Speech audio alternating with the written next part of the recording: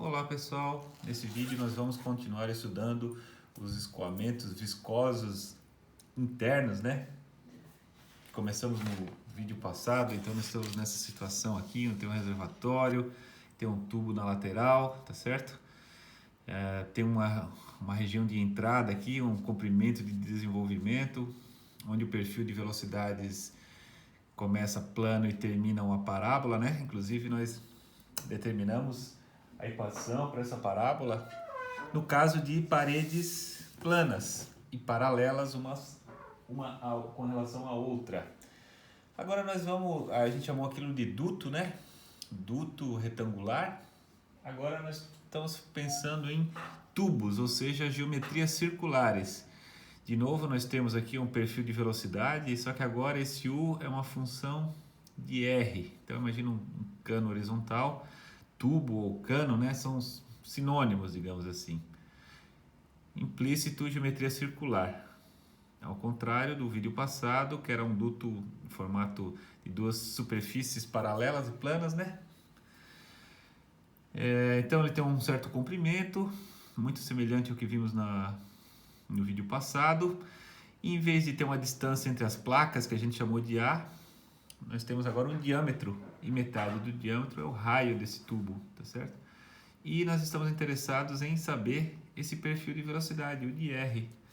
Então, como é que nós fizemos na aula passada? Nós pegamos a equação da conservação da quantidade de movimento, simplificamos ela e obtivemos U em função de Y, como é que U variava com Y, onde Y era a altura.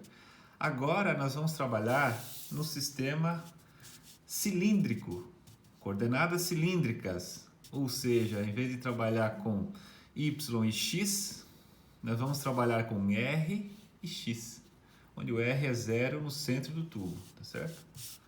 Então, a equação equivalente dela, sistema XY, equivalente no sistema RX, é essa daqui. Então, observem que aparece também uma derivada segunda com relação a y, derivada segunda com relação a r.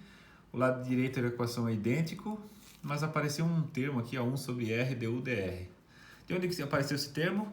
Quando eu faço a transformação de coordenadas. Sistema cartesiano retangular, né? xy, sistema de coordenadas cilíndrico, tá bom?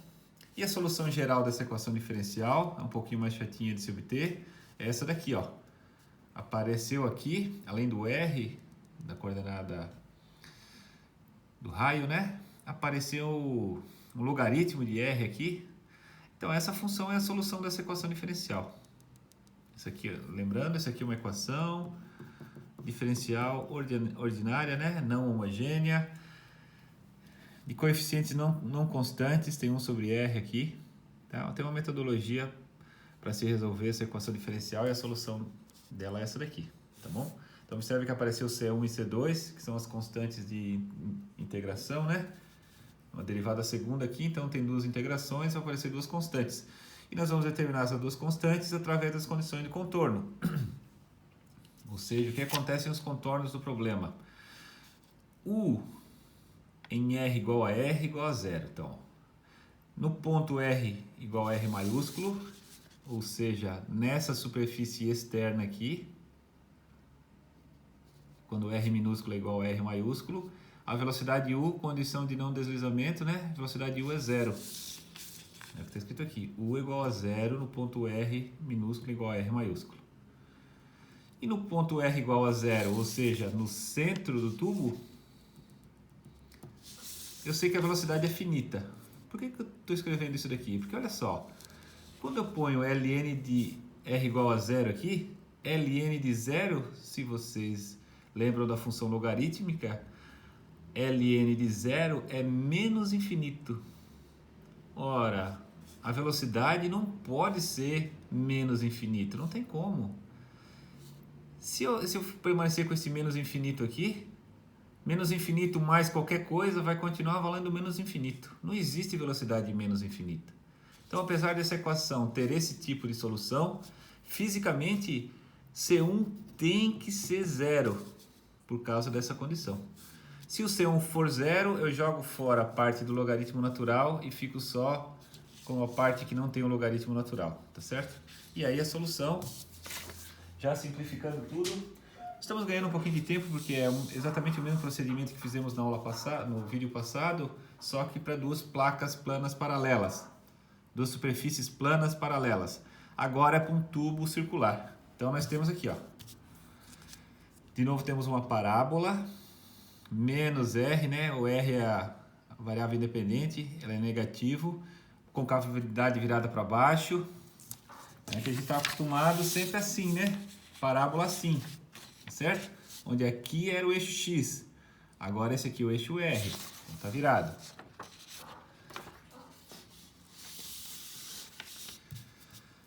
Então observem que quando R minúsculo é igual a R maiúsculo, isso menos isso é zero, a velocidade é zero. Então nesse ponto a velocidade é zero.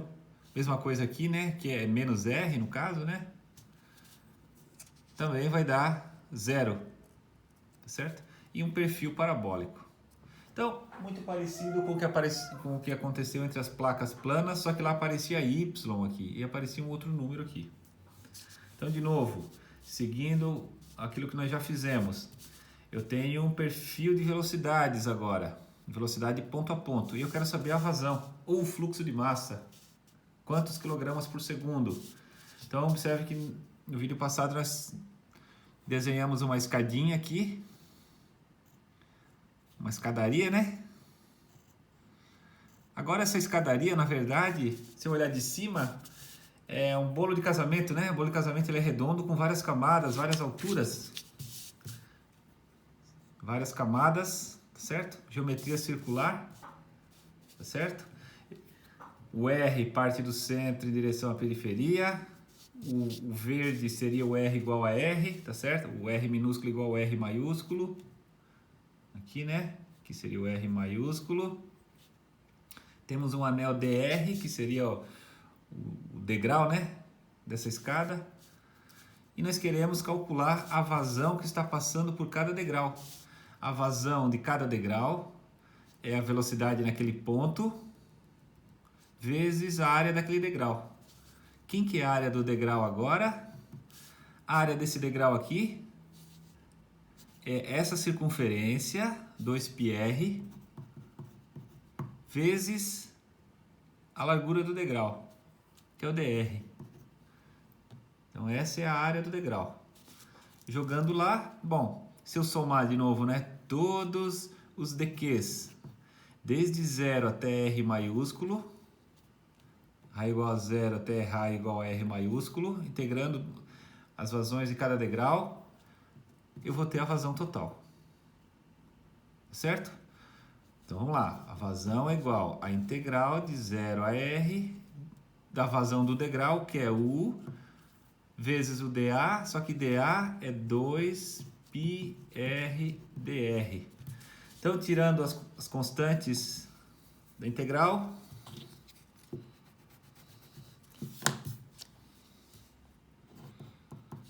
(2π) integral de U, observe que U agora depende de R, né? U depende de R, que é o que nós tínhamos apresentado aqui. Então, vamos lá. U depende de R vezes o R vezes o dr, certo? Então 2π saiu, ficou U de R vezes R dr. Então nós vamos substituir aquela expressão aqui, 2π integral, isso aqui é de 0 a R maiúsculo, integral de 0 a R maiúsculo, do U de R, que é ΔP sobre 4μL, R ao quadrado menos R ao quadrado, vezes o R vezes o dr. Vou sair integrando e vou chegar na seguinte resposta. Ó. Integra, né, aqui. Substitui os limites entre 0 e R. Tem a vazão através de um tubo circular. Observe que o R é na quarta. A vazão através de um tubo com certo raio, fluido com uma certa viscosidade. ΔP é a diferença de pressão entre a entrada e a saída, né? Lembram disso? ΔP, diferença de pressão entre a entrada e saída do tubo, e L o comprimento. Então, exatamente uma situação dessa daqui, ó.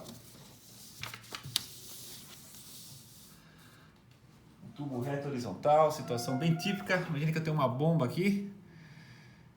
Qual é a pressão que essa bomba tem que exercer sobre esse tubo horizontal com certo comprimento L? Fiz aqui para 100 metros, diâmetro 1 polegada. Esses tremas aqui significa polegada. Você vai escrever 1 polegada, 1 polegada, que é igual 25,4 milímetros, aproximadamente. Não é exato, tá? Mas a gente adota 25,4. Certo? A água tem essa viscosidade. A ponta desse tubo está aberto para a atmosfera. Então, é uma bomba que está transferindo água para esse cano de 100 metros. Do outro lado está aberto para a atmosfera. Qual é a pressão que a bomba tem que fazer? A vazão através de um tubo reto horizontal é aquela expressão que acabamos de determinar. Não confundam, pessoal, com... Vale a pena chamar a atenção, ó. Essa outra expressão que nós tiramos para o duto retangular. Um pouquinho diferente, né? Duto retangular, duto circular. Lembrando que L e A são as dimensões do retângulo. E aqui é R, o raio do tubo, tá?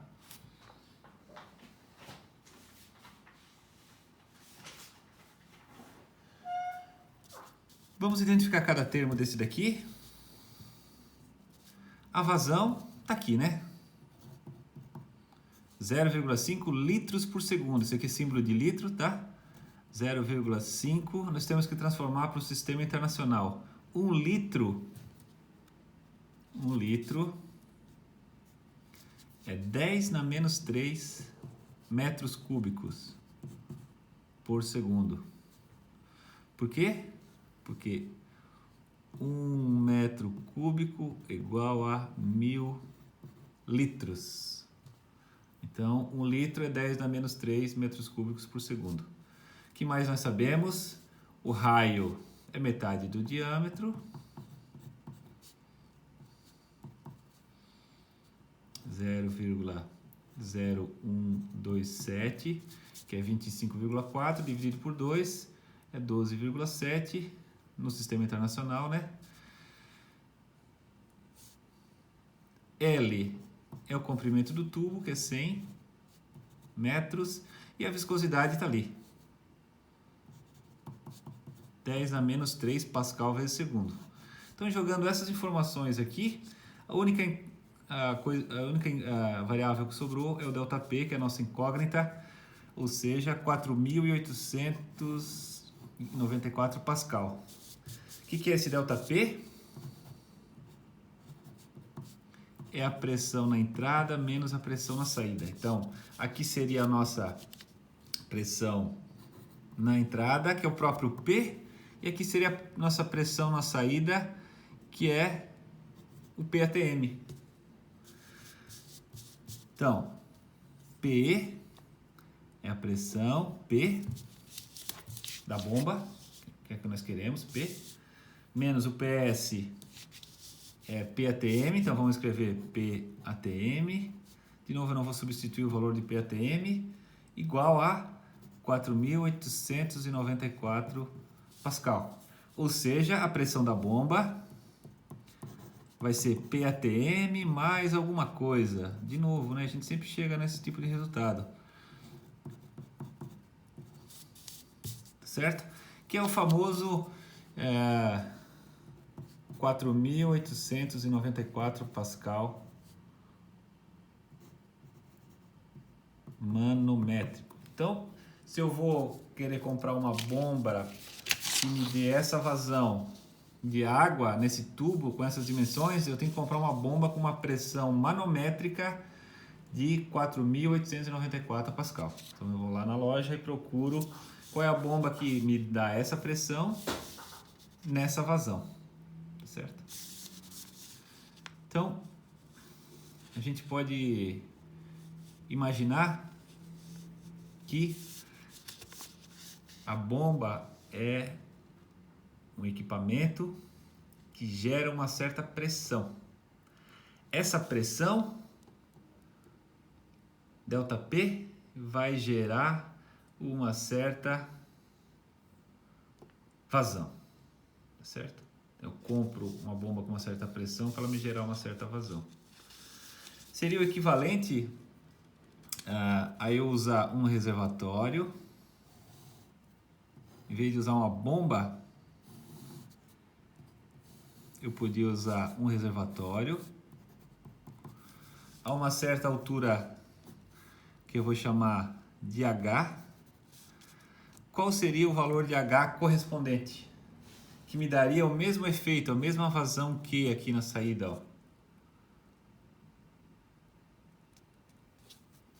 Qual seria essa altura? Usando a expressão P igual a P0 mais ρGH. Pressão no ponto P aqui na entrada, né? Aqui seria a entrada do reservatório. Vou chamar isso aqui de PE, tá certo? Pressão da entrada. A gente chamou simplesmente de P, na verdade, né? Então vamos tirar o E daqui. Vamos ficar com P.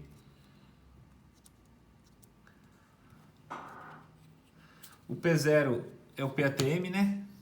Que H seria aqui? Então, esse aqui seria o PATM. Quanto que daria o valor de H? É só dividir isso daqui, 4.894, por ρ e por G, e vai dar aproximadamente 0,5 metros.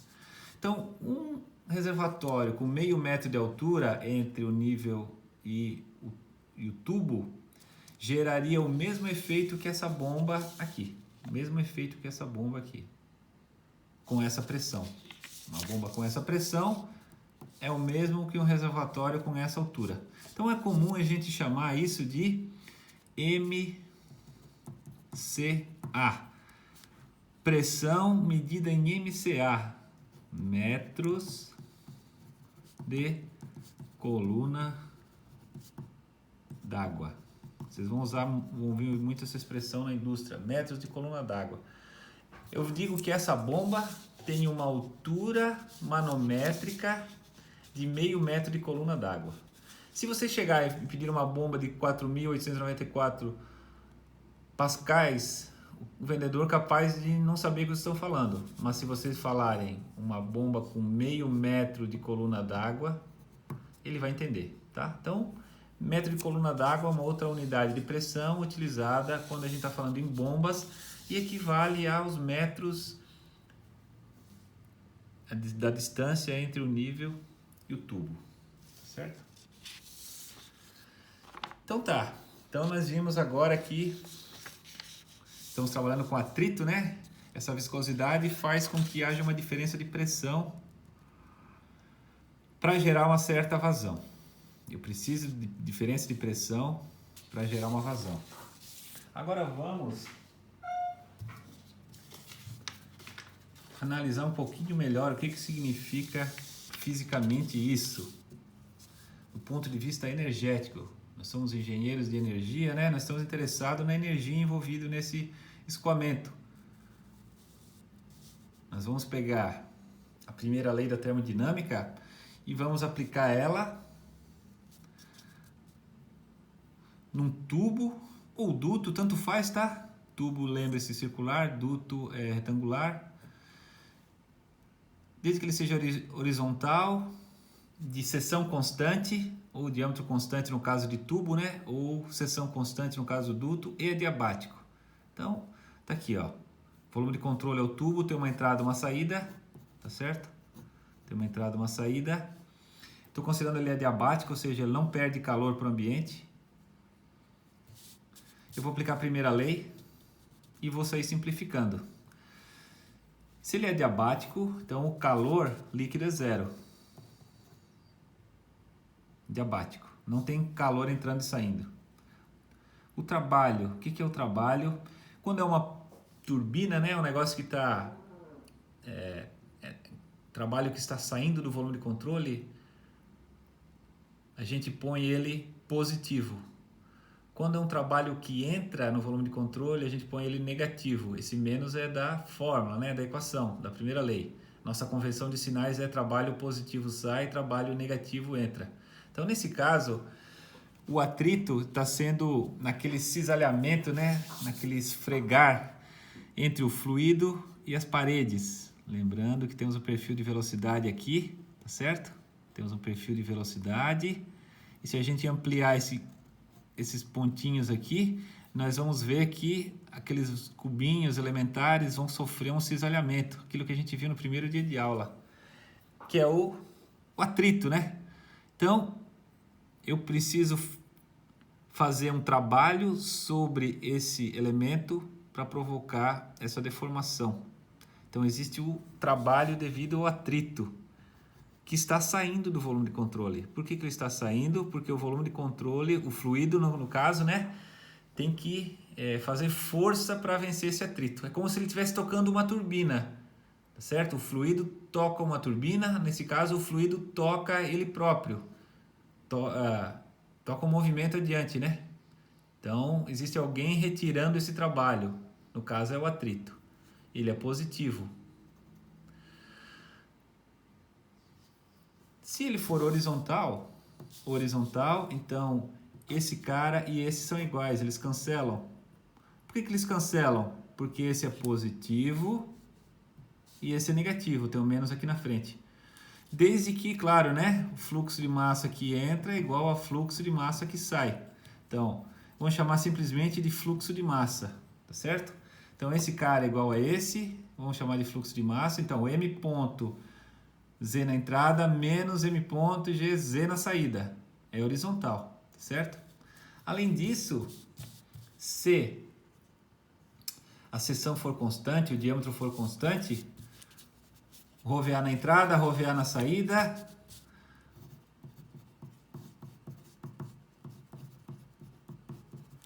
densidade é igual, área é igual, fica a velocidade na entrada igual a velocidade na saída. Ou seja, esses termos também cancelam. Positivo, negativo. E vamos lembrar também que o H é igual a U menos PV, ou U menos P sobre ρ. Esse é o H. Então eu vou tentar substituir isso daqui, tá? Eu vou passar o M ponto, a potência de atrito para o outro lado. Vai ficar positiva, né? Ficou fluxo de massa, que multiplica entalpia na entrada. Vamos fazer por etapas, vai. Entalpia na entrada menos entalpia na saída. Tá certo? O resto tudo zerou. Entalpia na entrada é o U na entrada menos P sobre ρ na entrada. P na entrada, ρ na entrada, menos U na saída menos P na saída sobre ρ na saída. Então, observe que aqui nós temos, ó, lembrando que U na entrada e U na saída, energia interna, né, na entrada e na saída, são iguais. U na entrada é aproximadamente igual a U na saída. Por quê? Porque o T na entrada é aproximadamente igual ao T na saída. Não necessariamente vai ser igual, tá? Na verdade, esse atrito aqui, à medida que ele vai progredindo, esse cisalhamento provoca o aquecimento do fluido. O fluido aquece um pouquinho. Como ele é diabático, esse calor não sai, a temperatura vai aumentando. Só que esse aumento de temperatura é muito, muito, muito pequeno, tendendo a zero. Certo? Então, a energia interna não muda, ΔT não muda. De forma que, se eu passar o fluxo de massa dividindo, ó, o trabalho de atrito por unidade de massa vai ser P na saída menos o P na entrada dividido por ρ. Eu vou assumir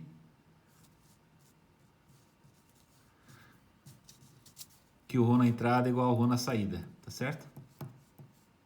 Vou chamar simplesmente de ρ.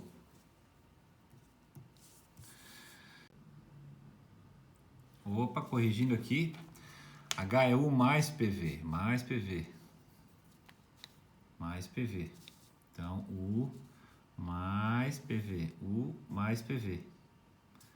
Então ficou, é isso que eu estava achando estranho, ficou entrada menos saída.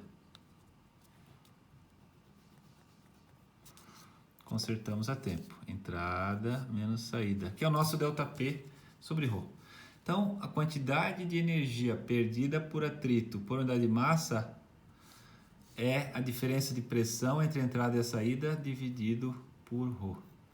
Ou seja, o que é esse ΔP, essa diferença de pressão entre a entrada e a saída? É o atrito. Tá? Isso aqui é joule, aqui é watt, desculpa, aqui é quilograma por segundo, a unidade disso aqui é quilograma por segundo. É a quantidade,